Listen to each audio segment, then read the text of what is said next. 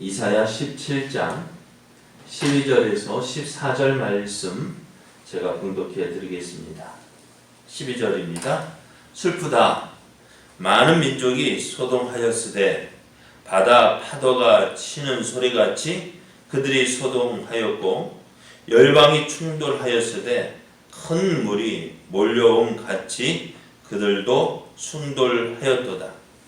열방이 충돌하기를 많은 물이 몰려옴과 같이 하나 주께서 그들을 꾸짖으시리니 그들이 멀리 도망함이 산에서 겨가 바람 앞에 흩어짐 같겠고 폭풍 앞에 떠도는 티끌 같을 것이라. 보라, 저녁의 두려움을 당하고 아침이 오기 전에 그들이 없어졌나니 이는 우리를 노력한 자들의 몫이요 우리를 강탈한 자들의 보응이니라. 아멘. 할렐루야. 아멘. 하나님 은혜 안에서 새날이 시작이 되었습니다. 오늘도 우리와 함께 하신 하나님을 믿고 의지함으로 하나님을 더욱 기쁘시게 하는 복된 날 되기를 예수님의 이름으로 축복합니다. 아멘. 오늘 우리에게 주신 하나님 말씀을 통해서 우리와 함께한 자가 더 많습니다.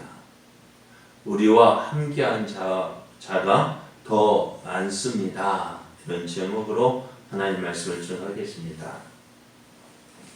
아람과 동맹을 맺었던 북이스라엘이 아람이 망할 때에 함께 하나님의 심판을 받았습니다. 저들이 하나님의 심판을 받은 이유는 다른 것 때문이 아닙니다. 구원의 하나님을 저버리고 이방의 우상을 섬겼기 때문입니다. 하나님은 이들을 심판하셨습니다. 그들의 풍요로웠던 시절이 부끄러울 정도로 비참한 생활을 하게 하셨습니다.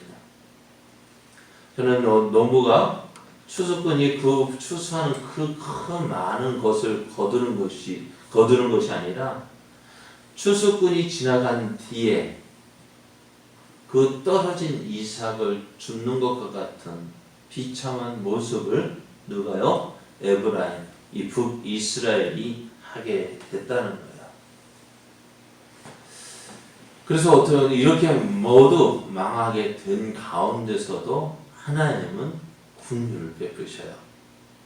비록 소수이지만 그 떨어진 이삭 같은 또 모든 열매를 다 따가고 난 뒤에 남은 새밥 같은 그 모습을 통해서 그들이 회개하고 돌아온 것을 인해서 그들을 통해서 하나님의 뜻을 이루게 하신다는 거예요.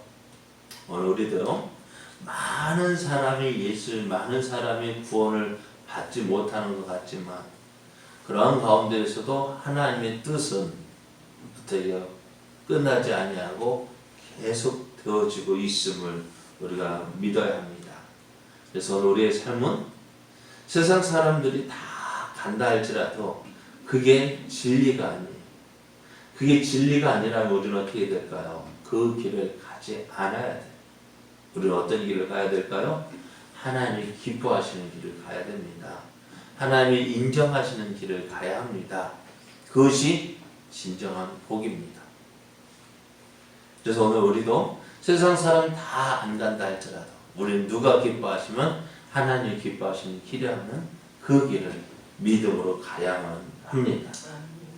자, 오늘 하나님의 선민 북이스라엘도 누가 하나님이 택하신 이스라엘 12지파 가운데 10지파잖아요. 그런데 그 북이스라엘이 누구에 의해서 멸망합니까? 아수르에 의해서 비참한 멸망을 맞이할 것이다 예언했습니다. 선지자가 이 예언을 할 때 그는 그 일이 일어나지 않았지만은 그 일을 일어나는 것을 직접 보는 것처럼 예언을 하고 있습니다. 북이스라엘이 망하는 그 모습을 보고 선지자는 슬프다라고 이야기합니다. 하나님의 백성이 하나님을 기쁘시게 하는 것이 당연하지만 그렇게 살지 못하고 이렇게 비참한 최후를 맞이하는 거 참으로 슬픈 일이 아닐 수가 없습니다. 어제 우리가 말씀을 생각하신 것처럼 수요예배 때 말씀을 생각하는 것처럼 가룟 유다가 예수님께서 밤이 새도록 기도하시고 그렇게 뽑았단 말이에요. 그럼 누구의 잘못입니까? 가룟 유다를 선택한 예수님의 잘못일까요? 아니면 가룟 유다의 잘못일까요? 네? 누구의 잘못이에요? 네? 예수님은 그 가룟 유다의 모습을 보고 뽑으셨단 말이에요. 그런데 그 가룟 유다가 예수님이 기뻐하신 대로 살지 않고 예수님을 믿고 따르지 아니하고 끝까지 따라가지 아니하고 어떻게 해요? 자기 욕심에 이끌려서 어떻게 해요? 사망의 길로 갔잖아요. 그 모습을 볼 때 어떻게 해요? 예수님도 차라리 나지 아니하였으면 좋을 뻔하였다 하지만은 그 말에는 어떻게 참 안타까운 마음이 있는 거예요. 오늘 북이스라엘이 멸망하는 것을 보면서 이사야 선지자도 그 안타까운 마음으로 바라보고 있는 거예요. 근데 문제는요, 이러한 슬픈 일이요, 이러한 안타까운 일이요, 어디에만 북이스라엘에서 거기서 멈춰지는 것이 아니다는 거예요. 아수르의 그 거친 물결, 그 큰 군대의 그 물결이 딱 북이스라엘 여기까지 하고 멈추는 것이 아니라 어떻게 되어져요? 그 물결이 어떻게 유다까지도 미치게 된다는 거예요. 그리고 지금 이 예언을 하는 이사야의 마음도 참 안타까워. 자, 그런데 이 예언이 언제 예언되어졌느냐? 우리 7장에서 이미 예언되어진 일이라는 거예요. 7장 17절을 보면은 여호와께서 에브라임이 유다를 떠날 때부터 당하여 보지 못한 날을 너와 내 백성과 내 아버지 집에 임하게 하시리니 곧 아수르 왕이 오는 날이니라 했습니다. 아수르는 아람과 북이스라엘의 멸망에 만족하지 않고 어떻게 해요? 유다를 향해서 계속 올 거라는 거예요. 그 모습이 어떤 것?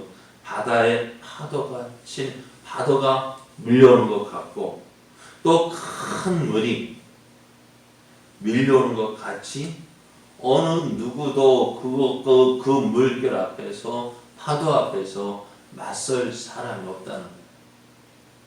그래서 작년 여름 보십시오. 그 뚝이 무너져서 물이 밀려올 때 어느 누가 막았겠어요? 어느 누가 막을 수 있습니까? 그것처럼 그 거대한 물결, 그 아수르의 군대 그 물결을 어느 누구도 막을 수 없다라고 하셨어요. 그런데 오늘 그 아수르 군대가 밀려올 때 하나님께서 그들을 막아서고 그들을 향하여 꾸짖으실 것이다 라고 말씀하셔요. 아수르 군대가요, 아무리 크고 아무리 많고 아무리 강한 군사력이 있다 할지라도 하나님께서 그들을 막아 주실 것이다. 얼마나 놀라운 말씀이에요. 아수르가 어떤 군대였느냐? 10장 10절에서 11절 말씀을 보면은 이렇게 이야기해요. 이들이 내 손이 이미 우상을 섬기는 나라들에 미쳤나니 그들이 조각한 신상들이 예루살렘과 사마리아의 신상들보다 뛰어났느니라. 내가 사마리아와 그의 우상들에게 행함같이 예루살렘과 그의 우상들에게 행하지 못하겠느냐 하는 거예요. 지금까지 이 아수르 군대가 지나올 때 정복하지 못한 나라가 없어요. 또 그 나라를 정복할 때에 그들이 섬기던 그들의 신들이 그 나라를 지켜주지 못했다는 거예요. 그러니까 아수르의 생각은 자기들이 섬기는 신, 그모스라는 그 신이 어떻게 해요? 자기들보다 더 크고 더 위대하고, 그래서 자기들의 신들이 저 유다의 그 여호와, 그것 좀 쉽게 물리칠 수 있다라고 생각을 했던 거예요. 하지만 이런 아수르를 꾸짖는 분이 계셔요. 그분이 누구였냐? 하나님이십니다. 하나님은 아수르의 거친 물결을 막으셔요. 그들을 꾸짖습니다. 그러니까 하나님께서 막으시고 그들을 꾸짖으시자 그들의 도망가는 모습, 쫓겨가는 그 모습이 어떤 모습이냐? 산에서 겨가 바람 앞에 흩어진 같을 것이다. 여러분 그렇잖아요. 추수할 때에 어떤 선풀이 키고 키재를 하면 어떻게 될까요? 알고 남아있지만 그 껍데기는 어떻게 해요? 다 날아가죠. 그 모습처럼, 쉽게 그 모습처럼 저들이 그렇게 밀려와 오지만 어떻게 해요? 하나님 앞에서는 이런 겨와 같이 날아갈 것이고, 또 폭풍 앞에서 떠도는 티끌 같을 것이다. 아무리 많다 해도요, 바람 한번 풀어봐요. 그 티끌 어떡할까? 다 날아가잖아요. 한번 진공청, 아무리 먼지가 많다 할지라도 어떻게 해요? 진공청소기 한번 징 하고 지나면 어떻게 될까요? 다 빨아 들어가잖아요.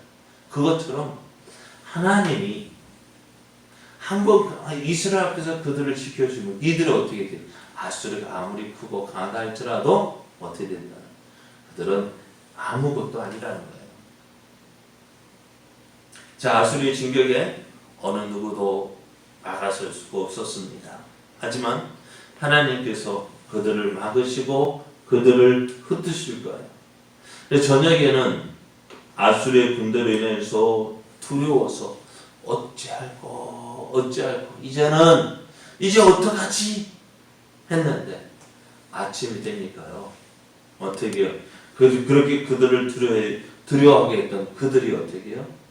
유다를 그렇게 두렵게 했던 그 아수르가 어떻게 된다고요? 흩어지고 없어지게 될 것이다. 이 모습은요, 이사야 37장을 보면은요, 유다를 공격하는 사네립의 그 18만 5천 명의 군대가 하룻밤 사이에 18만 5천 명 보셨어요? 네? 18만 5천 명 보셨어요? 그 18만 5천 명, 그 엄청난, 그러니까 순천 인구가 20몇만이나 하는데 거의 비슷할 거예요.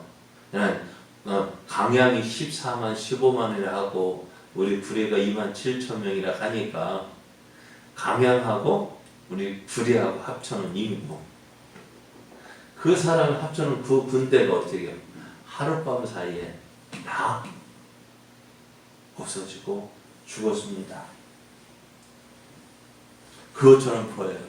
그러니까 아람과 이스라엘이 두려웠던 것이 누굽니까? 이 아수르 군대잖아요.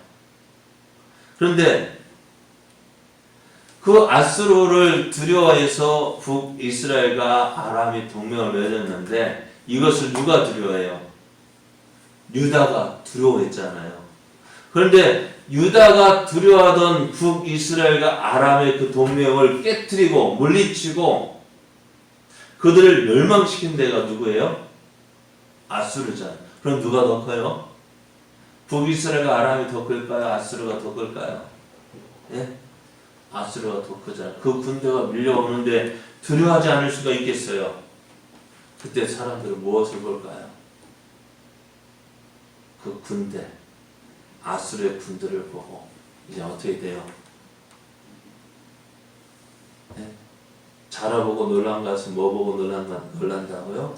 새뚜껑 보고도 놀란다고. 그 아람의 북이스라엘과 아람의 군대를 보고 놀란 이 유다는 그들을 멸망시킨 그 아수를 인해서 어떻게 해요? 더 두려워하고 더 불안하고 걱정하는데 오늘 하나님께서 어떻게 하시나? 그들을 막아서서 그들을 꾸짖으신다. 많은 사람들이 우리 앞에 있는 현실을 보면서 이제 끝났다, 이제 더 이상 소망이 없다 하고 모든 것을 포기할 때 오늘 우리는 무엇을 봐야 될까요? 다른 하나님 없는 사람들이 보는 것 같이 눈앞에 있는 현실을 보고 끝났다, 이제 망했다, 그렇게 될까요? 우리는 눈앞에 있는 그 수많은 현실보다도 우리를 도우시는 그 하나님을 바라봐야 됩니다. 열왕기하 6장을 보면은 아람 군대가 북이스라엘을 공격한 적이 있었어요. 도단성에 있는 엘리사 선지자를 잡기 위하여서 아람 왕이 군사를 보내어서 도단성을 포위했습니다. 아침에 일어난 엘리사 선지자의 사환이 보고 선지자 이제 큰일 났다고, 이제 죽었다, 끝났다고, 무슨 일인데 했더니 보십시오. 그 도단성을 어떻게 해요? 아람 군대가 다 겹겹이 들러섰다는 거예요. 그때 엘리사 선지자가 기도하여서 그 사안의 눈을 열어 보여줍니다. 그러면서 하는 말이 두려워하지 말라. 우리와 함께한 자가 그들과 함께한 자보다 더 많다라고 말씀합니다. 그래서 눈을 열어서 보여주니까 하나님의 군대가 어떻게 해요? 산 중에 가득하였다는 걸 보여집니다. 우리도요, 이 믿음이 있어야 돼요.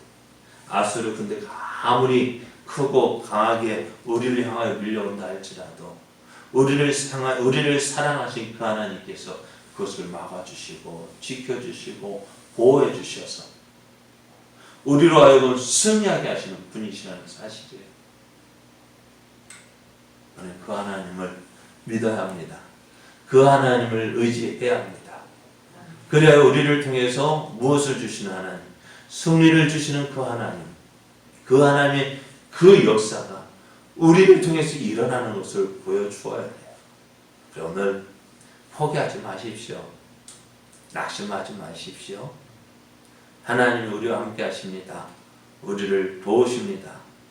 북이스라엘 멸망했다 할지라도 아닙니다. 그것 때문에 우리가 실망할 것이 아니라 나는 여전히 누구를 붙잡아야 돼요?